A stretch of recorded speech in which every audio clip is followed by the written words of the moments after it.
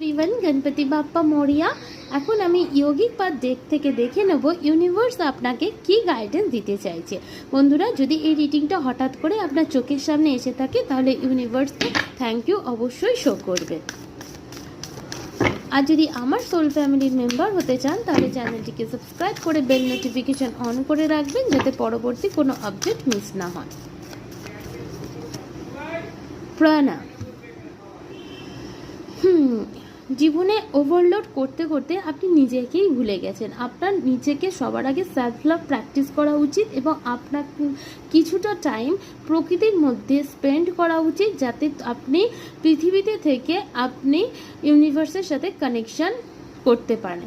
সূর্য প্রণাম বা আপনার যে কোনো রকম যোগা করা আপনার জন্য খুব স্বাস্থ্যকর হবে।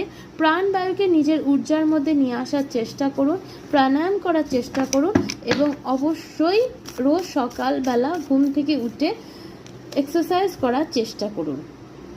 তার সাথে সাথে আপনার জন্য হনুমান এসছে। প্রতি মঙ্গলবার শনিবার করে হনুমান মন্দিরে গিয়ে হনুমানজির পূজা করুন, বা আপনার কাছে যদি হনুমানজির আইডল থাকে তাহলে তারও পূজা করতে পারেন।